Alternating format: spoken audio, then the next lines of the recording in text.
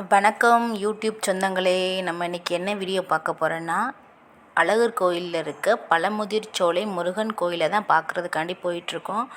நான், என் வீட்டுக்காரர், பாப்பா 3 பேர் போகிறோம். தம்பி ஸ்கூல் போயிட்டான், லீவ் போட மாட்டேங்கிட்டான்.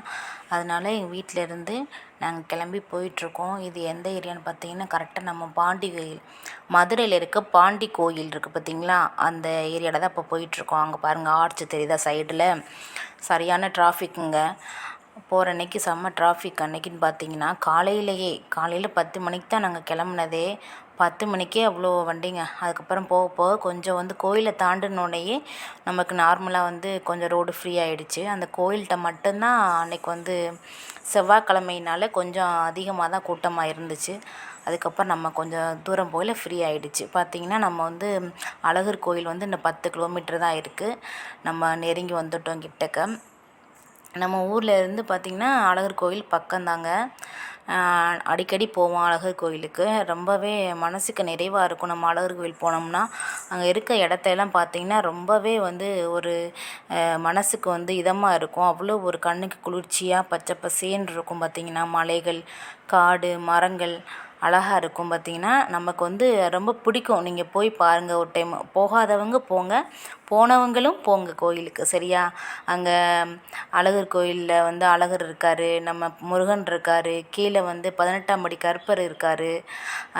அதெல்லாம் பார்த்துட்டு அவங்களெல்லாம் பார்த்துட்டு நல்லபடியாக தரிசனம் பண்ணிவிட்டு வரலாம். சூப்பராக இருக்கும். போகாதவங்க போய் பாருங்கள்.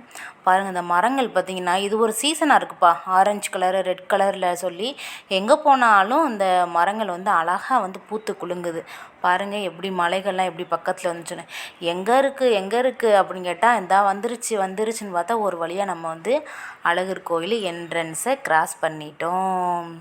டடன் டடன் டடன் உள்ளே வந்தாச்சுப்பா. நம்ம கோயிலுக்குள்ளே என்ட்ரன்ஸ் ஆயா.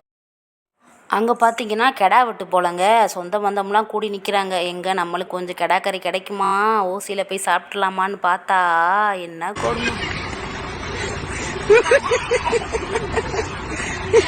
என் வீட்டுக்காரர் சொல்லிட்டாரு, வாய்ப்பில்லை ராஜா அப்படின்னு சொல்லிட்டாரு. அதுக்கப்புறம் நம்ம 18ஆம் படி கருப்பரை போய் கீழே போய் நல்லபடியாக தரிசனம் பண்ணிவிட்டு நம்ம இப்போ பழமுதிர்ச்சோலை போகிறக்காண்டி மேலே மலையில் ஏறிட்டுருக்கோம் பைக்கில். புல்லட்டில் தான்ப்பா போய்கிட்டு இருக்கோம்.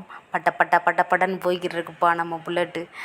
நல்லா இருந்துச்சு. கீழே 18ஆம் படி கருப்பர் ஃபோட்டோ எடுக்கக்கூடாதுன்னு சொல்லிவிட்டாங்க.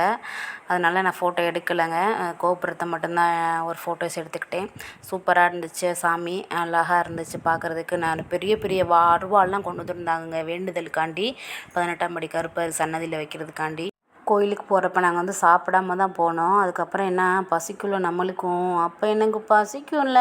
தூரத்தில் என்ன தெரியுது பார்த்தா நம்ம ஒரு தாத்தா கடையில் ஃப்ரூட்ஸ்லாம் வச்சுருந்தாரு. தண்ணிப்பழம், மாங்காய், அதுக்கப்புறம் நெல்லிக்காய் அதெல்லாம் வச்சுருந்தாரு. நாங்கள் நெல்லிக்காய் வேணாம்னு சொல்லிட்டு கட் பண்ணி தரவாப்பான்னு கேட்டார். வேண்டான்னு சொல்லிட்டோம்.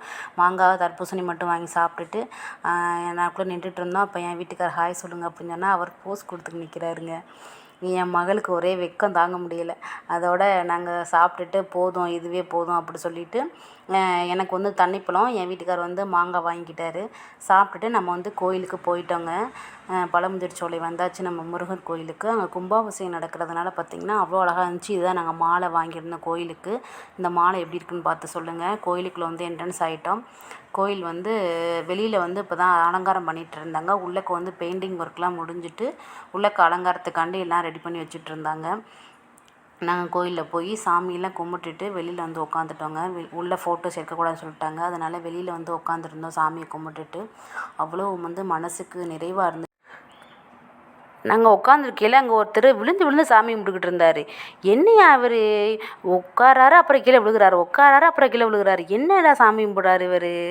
என்ன நடிப்பு நடிக்கிறாங்க. இந்த நடிப்பெல்லாம் பார்க்க சகிக்காம தாண்டா சிவாஜி சீக்கிரமாவே கிளம்பி அப்படின்னு பார்த்தா சாமி கும்பிட்டுக்கிட்டு இருக்காருப்பா. அவ்வளோ விழுந்து கும்பிட்றதான் அதான் சாமியாக. அதுக்கப்புறம் நாங்கள் பக்கத்தில் கணபதி ஹோமம் பண்ணிக்கிட்டு இருந்தாங்க. 2 நாளைக்கு முன்னாடி, கும்பாபிஷேகத்துக்கு 2 நாள் முன்னாடி கணபதி ஹோமம் பண்ணணுமா. அதனால் கணபதி ஹோமம் நடந்துச்சு.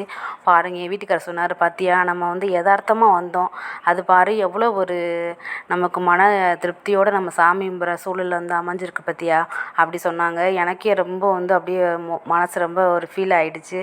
நம்ம யதார்த்தமாக வந்தோம். அது பார்த்திங்கன்னா நமக்கு இவ்வளோ ஒரு நல்ல பாக்கியம் வந்து நமக்கு கிடச்சிருக்கு அப்படி சொல்லிட்டு நல்லபடியாக சாமியை கும்பிட்டுட்டு மேலே வந்து கலசத்துக்கு வந்து தண்ணி கொண்டு போனாங்க.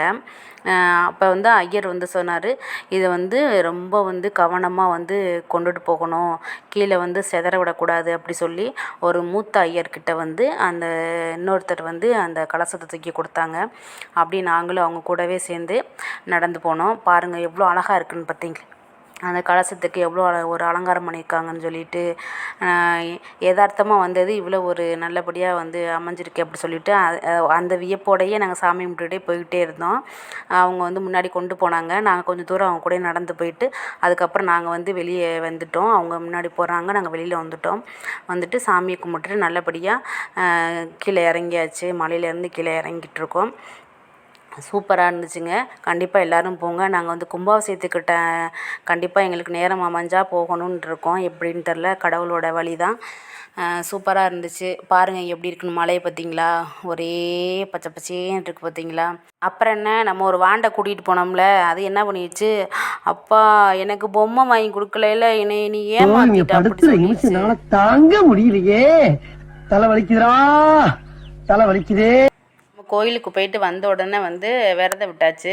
காலையில் சாப்பாடெல்லாம் செஞ்சு வச்சுட்டு தான் போயிருந்தேன். பட்டர் பீன்ஸ் கிரேவி வச்சு பருப்பு, பாசிப்பருப்பு, சவ்வரிசி போட்டு பாயாசம் வச்சு முள்ளங்கி போட்டு சாம்பார் வச்சுருந்து சாதம் வடித்து ரசம் வச்சுட்டு முட்டைக்கோஸ் கேரட் பொரியல் அப்பளம் செஞ்சு வச்சுட்டு தான் போயிருந்தேன். வந்த உடனே விரதம் விட்டாச்சு, சாப்பிட்டு முடிச்சிட்டோம். இந்த வீடியோ பிடிச்சிருந்தா லைக் பண்ணுங்கள், கமெண்ட் பண்ணுங்கள், மறக்காமல் நம்ம சேனல் சப்போர்ட் பண்ணுங்கள்.